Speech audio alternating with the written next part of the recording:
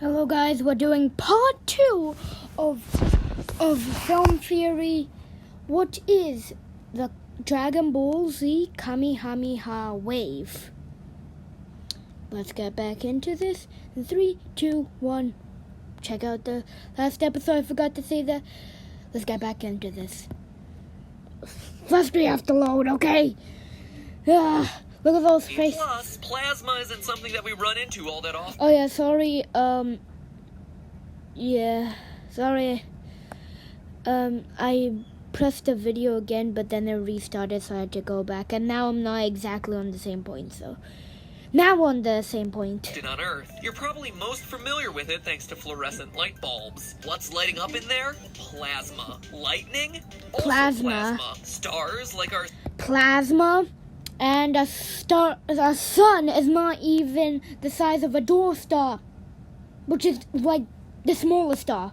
Sun, we've all been led to believe that they're big balls of gas, even by NASA in an incredibly poorly written definition on their website. Well, that's wrong. They're mostly plasma because of how hot they are. And by the way, NASA, change that, please. You can't say it's mostly a ball of gas, but then say it's mostly plasma. They are two different states of matter. It'd be like me saying this turkey sandwich is a ham sandwich just because it has another meat in it. They're close, but they're not the same. Can you tell that I skipped lunch to write this episode?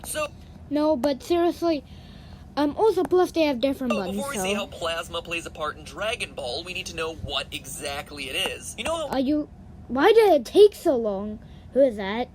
When you heat up a solid, it melts and becomes a liquid, and you heat it up a bit more and it becomes a gas? Well, if you heat the gas even more, it becomes plasma.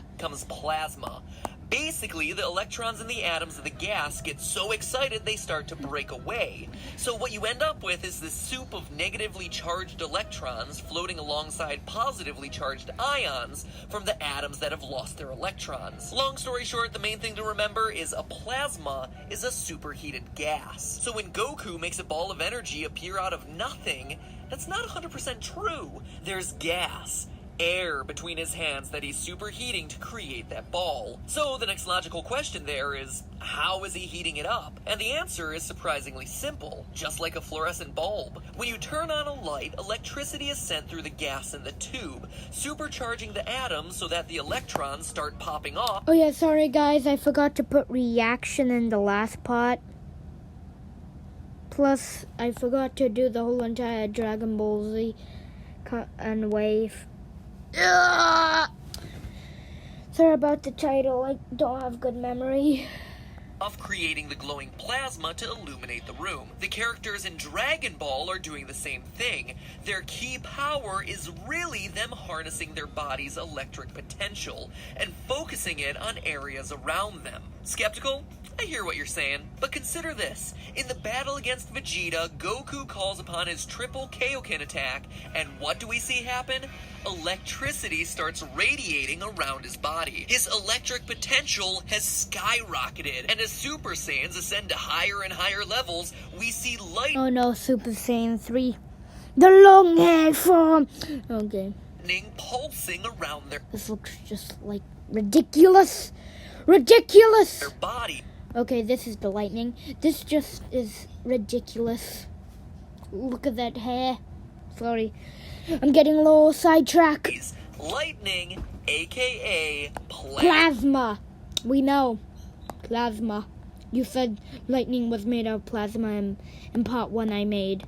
And in the video if you kept on watching this. But that's not all. You know how any of these warriors need a huge burst of energy to ascend to the next level or start their energy attack? But then, once they're there, they're able to sustain that power level? Well, plasma and electric potentials explain that too. To convert any gas to plasma, including air, there's a big startup energy, typically around 33 kilovolts per centimeter. But once the plasma arc's been created, it can be sustained with only a tenth of that energy.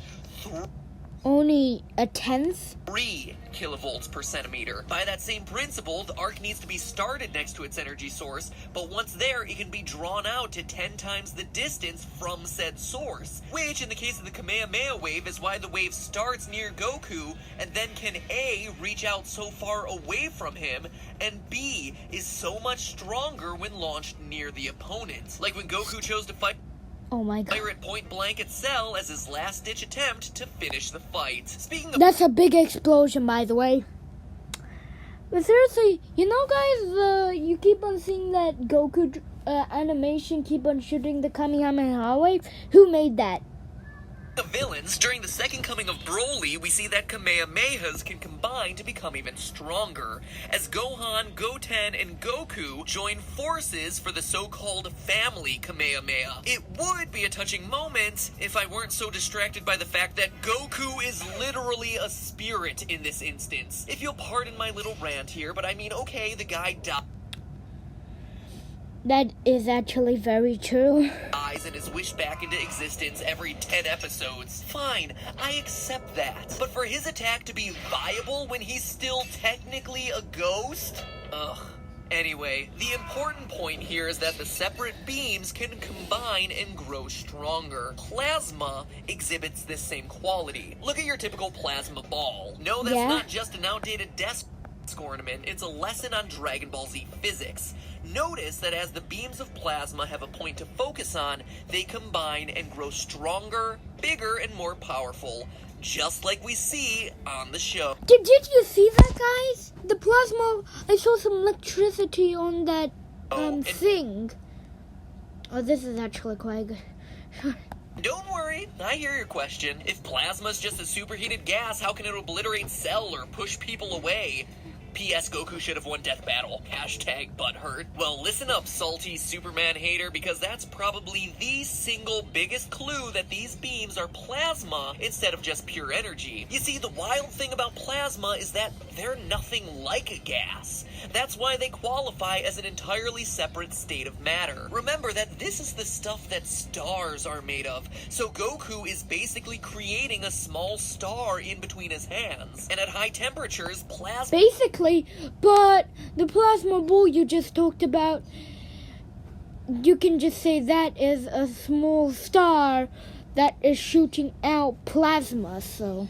becomes thicker, more viscous, to the level that it can physically be pushed. That's why everyone from Frieza to Boo can try to stop these things with their hands. It's also how, in that earlier example, Gohan's wave is able to push cells back into the sky. It's a denser plasma beam able to overcome the momentum of his attack. It's also how Goku is able to form a ki shield. It's the same plasma shield technology that the company Boeing has just patented. I kid you not, plasma shields are becoming a real thing. I know that. Ice Shield new from Apple.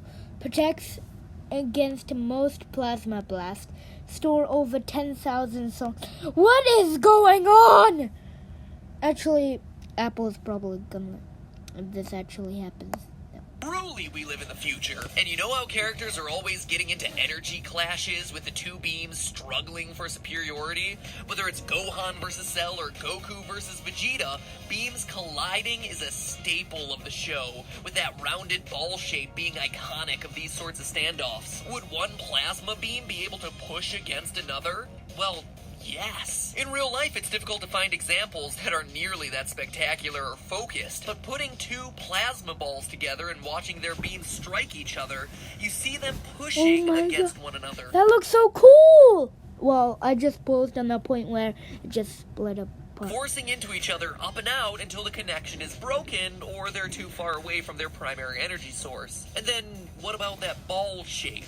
Well, we can compare the beam collision to that of stars in outer space. Looking at their collision patterns, when two big balls of plasma combine at moderate to high speeds, they splash outward, like we see in the Goku-Vegeta battle. But they also fuse together, fusion, into a swirling mass of energy. Their magnetic fields reorganize into a ball shape before...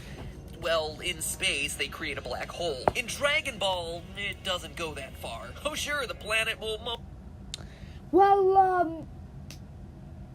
So in Dragon Ball should have been like a swirling thing and then a black hole, and everybody goes to heaven again. Goku's gonna have to be revived again. Yep. Most likely come to a horrific conclusion, but you know, at least we won't be crushed under the infinite blackness of gravity. So, there you have it. Ki and wave attacks are most likely electric potentials and plasma. It's interesting. In the end, spiritual energies like Dragon Ball's Ki or real-life Chi are models created to explain weird trends or natural phenomena in the world around us. In that, they're not that far different from a scientific theory. Theories, by their nature, are incomplete. And you know what? Probably wrong in some ways, sometimes in a lot of ways, but what they provide is a useful explanation for what we see, until we inevitably learn more and revise our theories to accommodate that new information. In this case, plasma and electric potentials work fairly well for a phenomenon we see throughout the series: evolve, change, defy, and then it will create a black hole. By its own logic? Sorry, just theorizing about theorizing. I guess I should end on a joke now. Oh, I know. No. Dragon Ball. Oh god, this is already bad. Ball GT. Ba-doom-ching. But hey, that's just a theory. A film theory. And cut. Okay. So guys, hopefully you enjoyed that. And this time I'm gonna remember to put reaction. I think. I don't know.